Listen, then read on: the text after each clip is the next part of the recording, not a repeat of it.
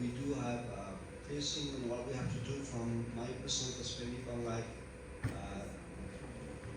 idea which I will share are my personal opinion, unlike from the university side. After safely landing. So that's a lack of gratitude in our behavior. So we need to know first, before knowing right to information, what is right information? What is right behavior? Because if the third fundamental principle of democracy is pluralism, capital is balanced by the political capital. So we need to understand all these things, and politically, socially, constitutionally, we need to practice all these things. So we need more institutional practices to have best practice of all these things. So we're the 21st country. Nepal is a very old country as per the number of identified countries. But now day after tomorrow we are taking oath of newly elected parliamentarians, and I am one of them. I was going and reading all the history about parliamentarian practice in this world. The practice is very old, 1096 years old practice. We have parliamentarian practice in this world. When we talk about the Westminster, that is almost 700 old practice. But when we come to our country, it is 66 years old practice. They are asking about what kind of political culture do they need to build, and I think these questions do not arise in a vacuum. They image when their public frustration reaches a point where politics, as usual, no longer acceptable. They image when citizens began to demand a different relationship between the governance and public. So in a period which economic crisis, political failures, and deep collapse of trust changed the whole national conversation, we have seen how corruption, abuse of power, and the uncountable governance can push a country down. I think government do not lose their legitimacy only because of political competition. They lose legitimacy when citizens feel that the power is used without responsibility, without honesty, and also with respect, without respect to answering everyday struggles of the people.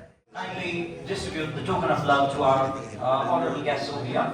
And for that, I would like to first of all request the pleasure of Professor Khattakesi to kindly receive this token of love, Rector of Tilburg University from our side. I would like to request Honorable Member of Parliament Manisha kindly to receive this token of love from our Professor Dr. here at CDGMC, College of Journalism and Mass Communication, Central Department. And I would once again like to request the pleasure of Hassan Ali MD, Honorable Attorney at Law, Member of Parliament from Sri Lanka, to kindly receive this token of love. So thank you very much, ladies and gentlemen, everybody, respected participants. We will now take a short tea break and we'll be discussing further there outside. We will be rejoining this very important third session, remember? Very important session will be there. So kindly rejoin the next session. It will be about regional perspective on digital platform governance. So we will just have 10 minutes for the tea break, short tea break, and kindly reassembling this all for the next very important panel discussion. Thank you. Receive this award. And equally, I would like to request Ms. Abdullah Anwar Anam Titor, Head of Research at Dignity Rights Limited in Bangladesh, to receive this token of love. Thank you very much. And with that, we nearly come to an end of this. This is, I think, another aspect. As regulators, as policymakers, we need to realize these guys are all vying, because if it's mostly free and we are the product, so they are vying for our time, for our attention. So it becomes important how we deal with them. But I do think they would be accessible. From my experience, TikTok was accessible last time when it was the only platform that was banned. This time, I don't think we will figure out as the new parliament takes its session on how the new platform will come in negotiation table. But there were a few key things that we need to negotiate as a bloc. If there are a few fundamental things about way human brain is wired. We are wired to look out for dangers. That's why conspiracy theory, bad news spreads much faster. It spreads 6 times faster, as a study showed. That's how human brain is wired. Meta just got fined millions of dollars for making a product that's very addictive and not very good for young brains. So there are these landmark rulings that have been in place that we can then step on and have a negotiation. But I think it's very, very important, and I again would like to emphasize, it has to be dealt at a negotiation block first. Second, we really need to have conversation about its monetization strategy. Once Meta allowed each Facebook status to be monetized, that really then spiraled the amount of hate speech, amount of bullying, everything. I'm sure there'll be some research that'll show a projection. Because again, by nature, we are wired to look for bad information so we can protect ourselves. And as people just spread this, not just misinformation, hate speech or super fake news, which becomes interesting, that if you're getting paid for that, right, that is greed taking over social good, that needs to be negotiated at a block level.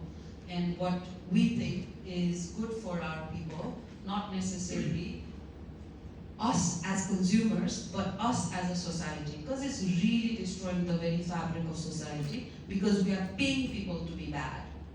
Thank you.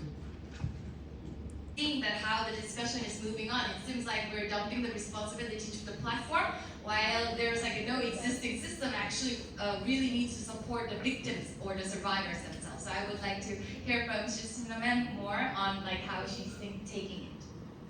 Thank you. We have 3 questions, so we'll start with that, and based on the time availability, we'll come back to you again. So, do you want to start or? Regarding the first question, right, how are the politicians using social media? I'm sure this is happening in every country. Whenever there is election, post-election, a lot of companies pop up that offer social media management services currently. How that is being governed depends on each person's, each politician's ethics. On whether they will engage in smear campaign, whether they'll engage in fake news, fake post campaign, it really depends on them. But what is definitely true is the number of pages with a lot of followers, they get bought and sold quite a bit. And what is happening in Nepal especially is if you have a trending page, the name gets changed like multiple times to focus on, to push one particular content out. So should we ask for accountability from politicians? Absolutely. I mean, they need to be at the top level of accountability-ness. However, there's going to be, I actually think there's going to be a concern regarding how politicians interact with social media and what is going to be the role of traditional media, and whether by being connected directly with the public, right, that's the whole purpose of social media, whether the politicians will move away from engaging with traditional media altogether in a name of being connected directly with politicians. That is actually a very concerning development that's happening in Nepal. So I hope if that is the trend, then the public are empowered to hold the politicians accountable. But thanks to the very deep-seated algorithmic push, there's a big push towards if you criticize anybody that's popular.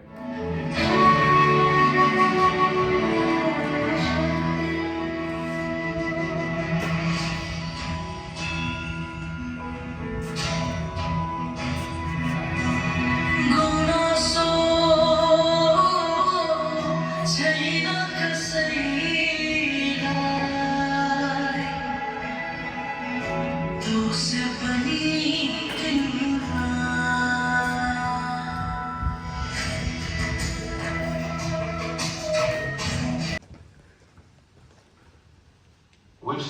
at I40 Knowledge that how this toolkit is coming together is actually weaving several expertise.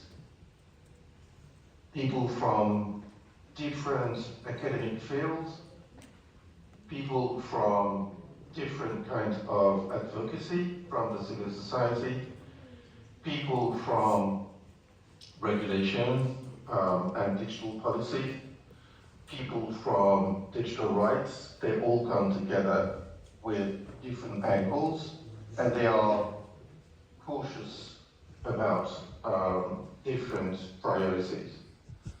But it will only work if they manage to work together, which is why we believe that it's always very humbling to see that some group, some country, 70 participants and almost 70 nationalities. So here in this room today, we have participants from 5 countries, India, Maldives, and then the countries of the project, Bangladesh, Sri Lanka, and Nepal. But you imagine in this gathering that we had in South Africa, we had 70 nationalities. So we see a movement of people getting together, and here we have academia, we have civil society, we have youth representatives, regulators, policymakers, all getting together to discuss how to address these issues. What we know is that we need to collaborate together because nobody is solving these issues alone. So thank you, Dinamataji and Martin, for beautiful comments. And I think we all are tired now, and we have done, we have completed our task that we have validated the toolkits, and we also discussed about the roadmap ahead. So now I would like to thank you for all. Once again, I would like to thank you very much. Oh,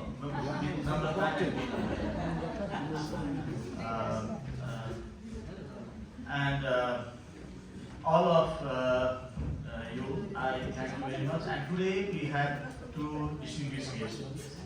Dean of our Humanities and Faculty of Humanities and Social Sciences, Professor Dubinanda Dagal is here. And country representative of UNESCO Kathmandu office, head of the Kathmandu Nepal office, Mr. Yafu is also here. And he was not with us the other day, he was in another mission. So today he is with us. Thank you very much for making this presence. And but we have been. अब चाहिँ आज चाहिँ हाम्रो यो 4 दिनको workshop चाहिँ last day कार्यक्रम पनि सकियो यतिन्जेल त्यो पुरा हाल्न पाएन हैन क्लिप भिडियोहरू को आउनु भएको थियो त्योहरू लगाएको छु तपाईले पक्कै हेर्नु होला कस्तो लाग्यो कमेन्ट्स हेर्नु होला अन्तिमसम्म हेर्नु भने तपाईलाई धेरै धेरै धन्यवाद बाइ